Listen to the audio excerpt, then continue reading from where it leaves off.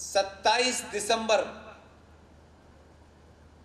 1963 की घटना इस देश में किसी को याद है? हजारों लाखों संगठन है इस देश के अंदर। हिंदुत्व के अलावा आप दुनिया की बातें, सच घटनाओं को सत्यता के साथ बिना अपने नफे नुकसान के रखिए। इस संचार क्रांति में मेरी सबसे बड़ी कॉन्स्टिट्यूंसी, वो जो 20 साल के बच्चे के हाथ में मोबाइल है, वो है। आपको मुझसे तर्क करना हो, वितर्क करना हो, आप कर सकते हैं, लेकिन अगर आपको नहीं पता है तो मैं आपको कोई दोष नहीं दे रहा। आपका मतलब आप नहीं है जो यहां बैठे हैं।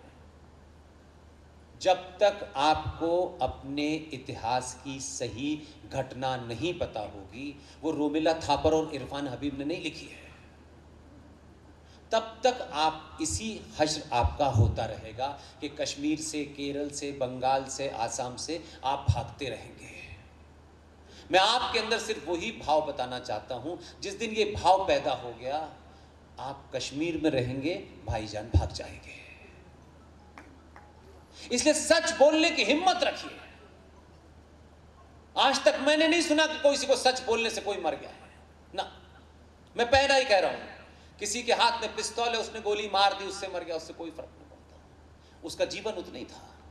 यह गलतफहमी है कि वो नहीं मारता तो पिताजी और जीते। ऐसा नहीं है, ऐसा नहीं है। हमने तो नहीं मारी। महाराष्ट्र के लोगों में, कुछ जगह के लोगों के ऊपर यह आरोप जाता है। आज बहुत सारे लोगों को समझ में आता है, वो एनालिसिस करके कहते हैं ठीक मारा, गलत मारा, ये एक अलग विषय है, ये आपका विषय है, आप उसे ठीक समझे तो अलग बात है, आप न ठीक समझे तो अलग बात है, लेकिन सब कुछ तय है। 27 दिसंबर 1963 की यह घटना है। कश्यप ऋषि के वंशज कश्मीर में, जो साक्षात उनके वारिस मानते हैं अपने आप को, उस कश्मीर में आप सोच सकते हैं क्या हुआ। यह घटना मैं इसलिए बताता हूं ताकि हम कहां से चले थे, कहां आए, तब अंदाजा होगा। क्योंकि लोग समझ रहे हैं कि नहीं, बस एक आ गई ये सरकार और सब 5000 साल की गंदगी ठीक कर दे। ये पॉसिबल नहीं है। कश्मीर में एक घटना घटी। एक तो इस्लाम के बारे में आपके हाथ तंग हैं कि जिस भाषा में है वो भाषा नहीं जानते आप। 1963 में प्रॉफिट मोहम्मद साहब, पूरे सम्मान के साथ, कोई दर्द ना हो जाए किसी को, इस्लाम की फिलॉसफी ये कहती है कि किसी ऑब्जेक्ट के सामने सर नहीं झुकाते। वो जो 7वें आसमान पे अल्लाह मियां है, उनसे विदाउट टेलीफोन डायरेक्ट बात होती है। कोई कंफ्यूजन नहीं है। I agree, totally agree. मुझे अपने पत्रकारिता के दरमियान में सुनी बहुत पहले थी, लेकिन कश्मीर इस काम के लिए जाने जैसी हमारी हिम्मत नहीं थी। In sense it's not so economically हम ये जानने के लिए वहां जाते, लेकिन पत्रकारिता के उस दौर में गए और मैं वही गया, देखने गया। बिना देखे में कोई बात नहीं करता। कश्मीर में एक जगह है जिसे आप हजरत बल के नाम से जानते हैं। सुना है ना? पक्का ना? उस हजरत बल में प्रॉफिट मोहम्मद साहब के शरीर का, अब उससे आगे मत पूछिएगा, एक बाल रखा हुआ है। प्रॉफिट मोहम्मद साहब के शरीर का कोई बाल है और वो बाल वहां बड़े से उसमें रखा है, और 4 लोग पंखे से हवा करते रहते हैं, कहीं बाल को गर्मी ना लग जाए। ये देखा है आपने? नहीं देखा हो तो जाके टीवी में भी देख लीजिए। कहा जाता है कि ये उनका बाल है। मुझे इस पे कोई डिबेट नहीं करनी, मैं बाल पे नहीं जाना चाहता, लेकिन बाल ने कितना बड़ा बवाल किया ये बताना चाहता हूं। एक दिन ये पूरे कश्मीर में खबर फैली कि बाल गायब हो गया। इस देश में 10 लाख लोग इस देश के पार्टीशन में मर गए,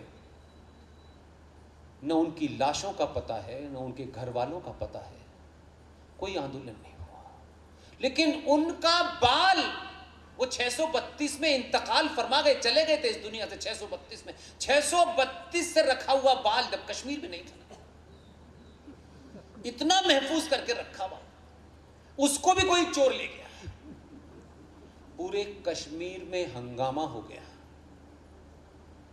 मैं आपको इस देश की व्यवस्था और सत्ता की वो बात बता रहा हूं कि आप सोचोगे आप कहां से निकल के आए। कश्मीर के उस वक्त में के मंत्री ने पंडित, ये कब हुए कहां हुए आज तक पता नहीं चला, लेकिन उनके नाम के आगे पंडित जरूर लगा हुआ है। ये किसी को पता नहीं है कहीं कहां से आए थे, इसकी भी रिसर्च होनी चाहिए। मेरे पास तो है, अल्लाह के करम से मैं बता देता हूं। जवाहरलाल नेहरू साहब को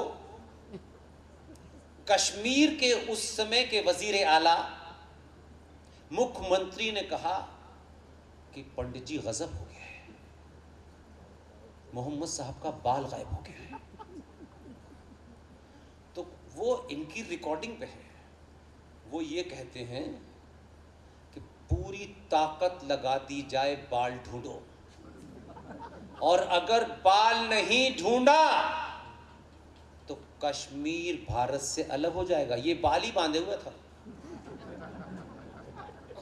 और बाल ढूंढा गया। तो ये कश्मीर के जो मुनाफिक मक्कार लीडर हैं, आप जरा इनकी कहानी सुनिए, तब आपको पता चलेगा कि क्या क्या है।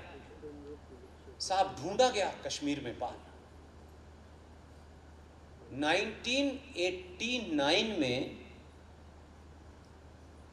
20 से 22 हजार कश्मीरी हिंदू पंडितों का नरसंहार हुआ। सड़क पे चलती हुई भारत की उस सनातनी सभ्यता की बेटियां बगैर कपड़ों के 5-5 किलोमीटर भागी। उनके मारने वालों के बारे में आज तक किसी ने नहीं कहा कि वो किसने मारा, लेकिन बाल ढूंढने के लिए आर्मी लगाई गई। और कुछ लंबी लंबी दाढ़ी वाले कश्मीर के मौलानाओं से कहा कि भाई क्या करें। तो बाल उन्होंने ढूंढा और 10 दिन बाद बाल मिल गया। तो ये जवाब था कि भाई बाल आपने ढूंढ लिया, इसलिए मैं कहता हूं कि कश्मीर अलग होने से बच गया। और वो बाल फिर दोबारा से रख दिया गया। तो जब वहां के मौलवियों से पूछा कि भाई आप बताएं, आप ही एक्सपर्ट है बाल देखने के, ऐसी साइंस तो दुनिया में नहीं, आप ही के पास है, देख के बता दे तो किसका बाल है और कहां का बाल है। बता दिया उन्होंने। उन्हीं में से किसी ने कहा कि भाई देखो